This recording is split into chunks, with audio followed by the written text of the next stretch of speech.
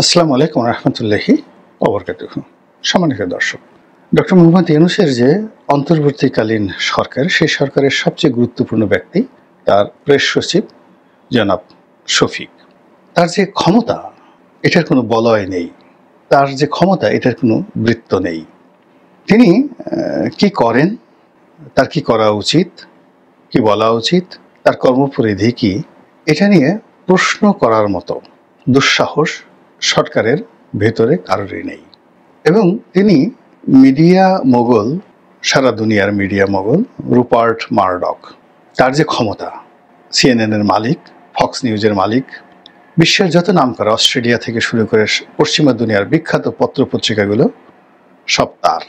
তো সেই media mogul হিসেবে রুপার্ট মারডকের যে ক্ষমতা, আমার কাছে মনে হচ্ছে যে সাম্প্রতিক সময়ে বাংলাদেশের মিডিয়ার উপরে তার চেয়ে বেশি ক্ষমতা জনাব শফিকের। তার কথায় মিডিয়া হাসে, তার কথায় মিডিয়া কাঁদে। তার হুকুমের বাইরে এই বাংলাদেশের মিডিয়াতে একটা টু শব্দ হয় না। এবং তার যে ক্ষমতা, সেই ক্ষমতার সঙ্গে যদি অতীতে শেখ হাসিনার যারা প্রেস সচিব ছিলেন, যেমন নাঈমুল ইসলাম খান, একেবারে নিতান্ত শিশু, অবোধ শিশু। তারপর যদি ধরেন ইকবাল সুবহান চৌধুরী, তার মিডিয়া উপদেষ্টা ছিলেন, শিশু, অবোধ শিশু। তারপরে প্রেস ক্লাবের সভাপতি ছিলেন শফিকুর রহমান নামক এক ভদ্রলোক, সাংবাদিক, নাবালক, একেবারে নাবালক এই বর্তমান শফিকের তুলনায়। এরপরে একগুচ্ছ সাংবাদিক ছিলেন মিডিয়াকে নিয়ন্ত্রণ করার জন্য, এবং শেখ হাসিনা টোটাল মিডিয়াকে নিয়ন্ত্রণ করার জন্য অন্ততপক্ষে 100 লোককে তিনি সম্মান দিয়ে, মর্যাদা দিয়ে, পদ দিয়ে, পদবি দিয়ে তিনি রেখেছেন। কাউকে প্রেস মিনিস্টার করেছেন, কাউকে প্রেস ক্লাবের সভাপতি করেছেন, কাউকে এমপি বানিয়েছেন, কারোর স্ত্রীকে এমপি বানিয়েছেন, কাউকে প্লট দিয়েছেন, টাকা দিয়েছেন, বাড়ি দিয়েছেন, গাড়ি দিয়েছেন, হাজার হাজার মানে কি বলবো সুযোগ সুবিধা। এবং এর ফলে বাংলাদেশে ধরেন মুন্নি সাহার মতো মানুষ, মোজাম্মেল বাবুর মতো মানুষ, ফারজানা রূপার মতো মানুষ বাংলাদেশে সৃষ্টি হয়েছে। এবং আমরা অবাক বিস্ময়ে তাকাতাম যে এভাবে কারো উন্নয়ন সম্ভব। কিন্তু এই যে ডক্টর মোহাম্মদ ইউনূসের যে প্রেস সেক্রেটারি, তার উন্নয়ন, তার ক্ষমতার দাপট, কিংবা তার যে আকর্ষণ, তিনি যেভাবে সবাইকে আকর্ষণ করেন, তাকে দেখলে অনেক মানুষ প্রেমে মুগ্ধ হয়ে যায়, তাকে দেখলে অনেক মানুষ রাগে অস্থির হয়ে যায়, তার কথা শুনলে মানুষের কলিজা ঠান্ডা হয়ে যায়, আবার তার কথা শুনলে কারো কারো কলিজা আগুন ধরে যায়। এইরকম কোন একজন সিঙ্গেল ব্যক্তি নিয়ে কখনো বাংলাদেশে এত অল্প সময় এত উন্মাদনা আমি আমার জীবনে দেখিনি। আমার বাপ দেখেছেন কিনা তা আমি জানি না। তো সেই মিস্টার শফিক, আমি তাকে নিয়ে কখনোই ভিডিও করিনি, আলাদা কিছু বলিনি। আমার কাছে মনে হয়নি যে এত বড় মানুষ নিয়ে আমার মতো ক্ষুদ্র একজন মানুষ কি বলবেন। টেলিভিশনে আমি সাধারণত তার প্রসঙ্গ আসলে অ্যাভয়েড করি। তারপর নিজের যে ইউটিউব চ্যানেলে আমার কাছে মনে হচ্ছে যে না, এত বড় একটা মানুষ, যিনি তার আপন প্রতিভা বলে আজ এখানে এসেছেন, তো সেখানে কি দরকার, তাকে নিয়ে তো অনেকেই বলছে, আমার মতো মানুষ বললেই বাকি, না বললেই বাকি। কিন্তু তিনি এইবার যে ডক্টর মোহাম্মদ ইউনূসের সঙ্গে ইংল্যান্ডে গেলেন, ইংল্যান্ডে যাওয়ার পর তার কতগুলো জিনিস আমি দেখলাম, তার একটা বক্তব্য শুনলাম, তারপর কাছে মনে হলো যে না, আমার আসলে এই বিষয়ে বলা উচিত। এর কারণ হলো যে প্রতিটি জ্ঞান, প্রত্যেকটা মানুষের যে বক্তব্য, এটা তো একটা ডিফারেন্স। আমি যে অ্যাঙ্গেলে কথা বলতে পারি বা আমার যে দৃষ্টিভঙ্গি, যে বিষয় নিয়ে আমি দেখতে পারি, ওভাবে হয়তো আর একজন দেখতে পারে না। তো অন্যজন যেভাবে দেখতে পারে, আমি হয়তো সেভাবে দেখতে পারি না। তো সেক্ষেত্রে ডক্টর মোহাম্মদ ইউনূসের সফরসঙ্গী হিসেবে অনেকেই গিয়েছেন, কিন্তু মিস্টার শফিককে নিয়ে যে ঘটনা ঘটেছে এবং তিনি যে কাণ্ড করেছেন, আমি মনে করি যে এই বিষয় নিয়ে আমার কিছু মন্তব্য করা উচিত।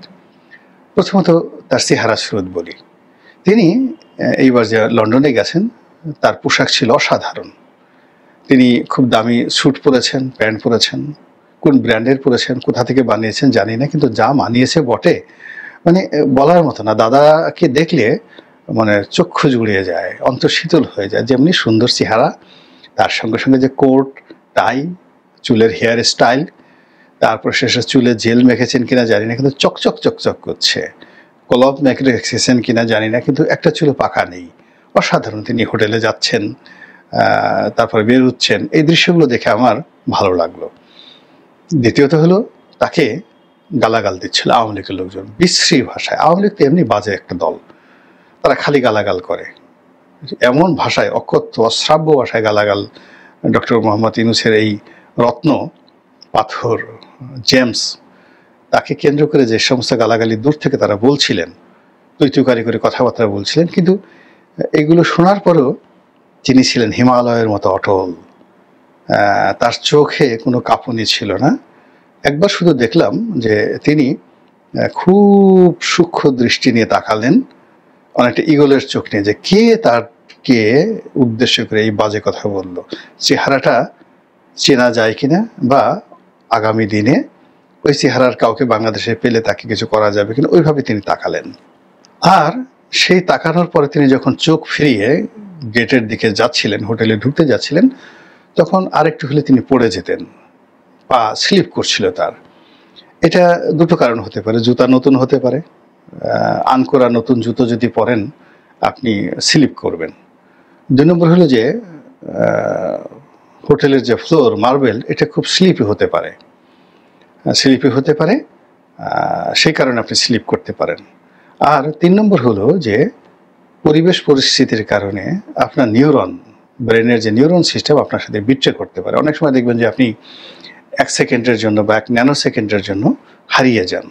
আপনার হাত থেকে মোবাইল পড়ে যাচ্ছে, আপনি কাছে পড়ে যাচ্ছেন, অথবা আপনি অবাক বিস্ময়ে কোনো কথা চিন্তা করছেন বা দেখছেন, এবং মুহূর্তের মধ্যে আপনি হারিয়ে যাচ্ছেন। হঠাৎ করে চোখের সামনে একটা গ্লাস পড়লো, দরজা পড়লো, আপনি নাকে ব্যথা পেলেন, চোখে ব্যথা পেলেন, এরকম হতে পারে। তো সেক্ষেত্রে ওই যে গালাগালি শুনে তার নিউরনে প্রবলেম হতে পারে, অথবা ফ্লোর একেবারে যাকে বলা হয় এত মসৃণ, ওইরকম মসৃণ মার্বেলের উপর জুতো পায়ে দিয়ে হাঁটার নিয়মিত অভ্যাস না থাকলে যা হবার তাই হয়, স্লিপ খায়।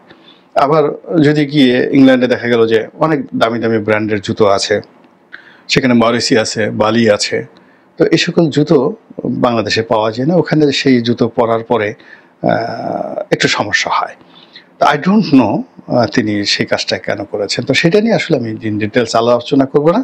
আমি তার একটা বক্তব্য নিয়ে আলোচনা করব, যে তিনি আওয়ামী লীগের লোকজনকে কুকুর বলে গালি দিয়েছেন।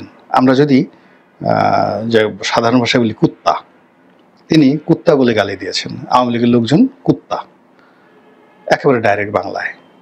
কিন্তু আশ্চর্য ব্যাপার হলো, তিনি বলেননি এরা কি নেড়ি কুত্তা, বাংলাদেশে যে পথে ঘাটে ঘুরে বেড়ায় নেড়ি কুত্তা, নাকি ইংল্যান্ডের ব্রিটিশ কুত্তা, নাকি জার্মান শেফার্ড।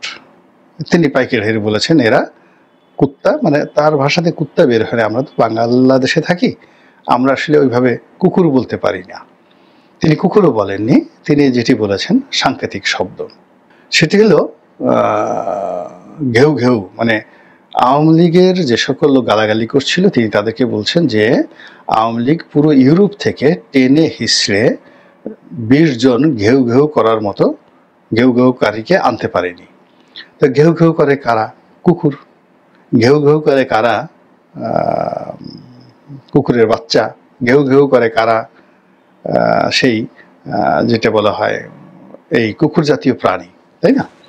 আর এর বাইরে আবার ঘেউ ঘেউ করতে পারে অনেক মানুষ আছে যারা একেবারে কুকুরের স্বর একেবারে নকল করে তারাও ঘেউ ঘেউ করতে পারে, কিন্তু এদেরকেও বলা হয় কুত্তা মানব বা কুকুর মানব। আবার অনেকগুলো রোবট আছে, সেই রোবট মানুষের আকৃতি হোক বা কুকুরের আকৃতি হোক, তাদের মধ্যে আপনি সেট আপ করে দিলেন ঘেউ ঘেউ, তারা খুব জোরে জোরে ঘেউ ঘেউ করলো, কিন্তু দে আর বেসিক্যালি রোবট। কিন্তু শফিক সাহেব শিক্ষিত মানুষ, সম্ভ্রান্ত মানুষ, এরপর ইংল্যান্ডে, ফলে তিনি আমাদের মতো এরকম অশালীনভাবে তিনি কুকুর বা কুত্তা এগুলো বলেননি, বা তিনি মানুষরূপী কুকুর বলেননি, বা তিনি বলেননি যে আওয়ামী লীগ এত দলীয় হয়ে গেছে যে তারা সত্যিকার অর্থে 20টি কুকুর ভাড়া করতে পারেনি, তারা 20টি রোবট কিনে নিয়ে এসেছে, রোবটের মধ্যে তারা ওখানে দাঁড় করে রেখেছে। এর কারণ হলো কুকুরকে দিয়ে তো মানুষ ইচ্ছা করলে ঘেউ ঘেউ করাতে পারে না, সাথে একজন মনিব দাঁড় করিয়ে রাখতে হয় এবং তাকে ট্রেনিং দিতে হয়। It is very tough. আপনি যে কোনো একটা কুকুর ট্রেনিং দেবেন, এবং আপনার কথা মতো একটা কুকুর যে কোনো একজন অভ্যাগতকে দেখে ঘেউ ঘেউ করবে, খুব কঠিন একটা বিষয়। তো এটা আওয়ামী লীগের লোকজন এই কাজ যদি করতে হয় তাহলে তাকে অনেক পরিশ্রম করতে হবে। ২ নম্বর হলো আওয়ামী লীগের অনেক লোক নিজেরা ভাষায় কথা না বলে তারা যদি কুকুরের ভাষায় কথা বলে ঘেউ ঘেউ করেন, সেটাও একটা বিষয় আছে। তো এরকম কুকুরের ভাষায় কেউ ঘেউ ঘেউ করছেন কিনা, এবং তিনি ডক্টর মোহাম্মদ ইউনূসের যিনি প্রেস সচিব, তিনি তার সেই দিব্য দৃষ্টি দিয়ে সেই যে মানুষ যারা ওখানে দাঁড়ানো ছিলেন সেই মানুষের মধ্যে কুকুরের ছবি দেখেছেন কিনা, কিংবা মানুষের কণ্ঠে তারা যে গালাগাল করছিল তার নাম ধরে বলছিল শফিক, অমুক শফিক, তমুক শফিক, অমুকের বাচ্চা শফিক, তমুকের বাচ্চা শফিক। তো এই যে শব্দগুলো যেগুলো ছিল মনুষ্য শব্দ, এই শব্দকে ট্রান্সফর্ম করে চেঞ্জ করে তার যে আর্টিফিশিয়াল ইন্টেলিজেন্স অর্থাৎ ডক্টর ইউনূসের যে প্রেস সচিবের যে ইন্টেলিজেন্স, এটাকে ডাইভার্ট করে এই শব্দগুলোকে পুরোটাই ঘেউ ঘেউ ঘেউ ঘেউ বানিয়ে ফেলছেন। অর্থাৎ আপনি যদি বলেন ভাত, সে শুনবে ঘেউ; আপনি যদি বলেন ডাল, সে শুনবে ঘেউ; আপনি যদি বলেন যা, সে শুনবে ঘেউ।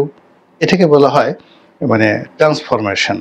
তো তার সেই ট্রান্সফরমেশনের মধ্যে পঞ্চ ইন্দ্রিয় এভাবে ট্রান্সফর্ম হয়েছে যে যত শব্দ রয়েছে, কোকিলের শব্দ, কাকের শব্দ, কুহেলিকা, কিংবা ধরুন মনুষ্য শব্দ, কিংবা ধরুন মানুষের আহাজারি, ক্ষুধার আর্তি, কিংবা সাহায্যপ্রার্থী মানুষের আর্তনাদ, সবই যখন আপনার কাছে ঘেউ ঘেউ মনে হবে, তখন আপনি যে কোনো মানুষকেই কুকুর বলতে পারেন, কুকুরের বাচ্চা বলতে পারেন, কুত্তা বলতে পারেন, এতে আপনার কোনো সমস্যা নেই।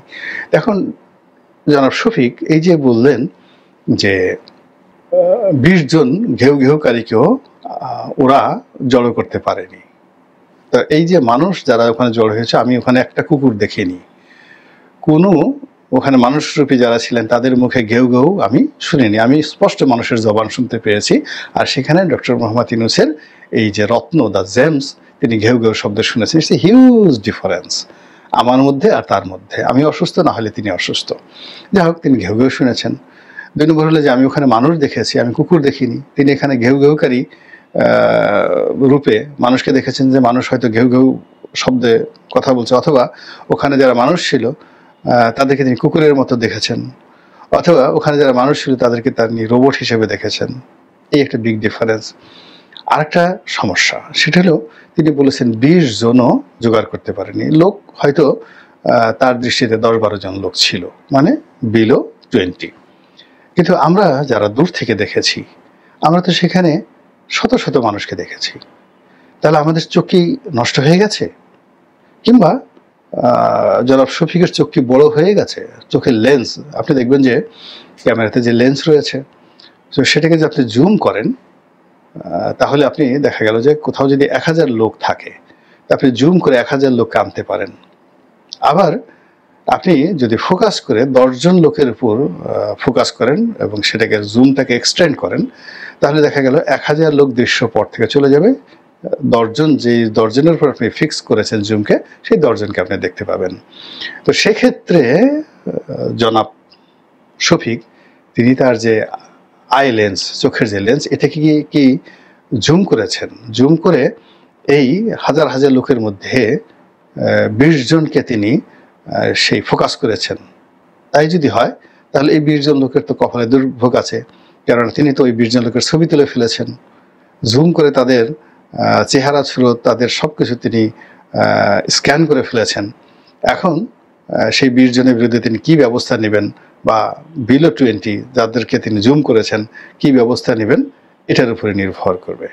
আশা করি আপনারা বুঝতে পেরেছেন। আমার ভুল হলে, ভ্রান্তি হলে ক্ষমা সুন্দর দৃষ্টিতে দেখবেন। আসসালামু আলাইকুম রহমতুল্লাহি ওয়া বারাকাতুহু।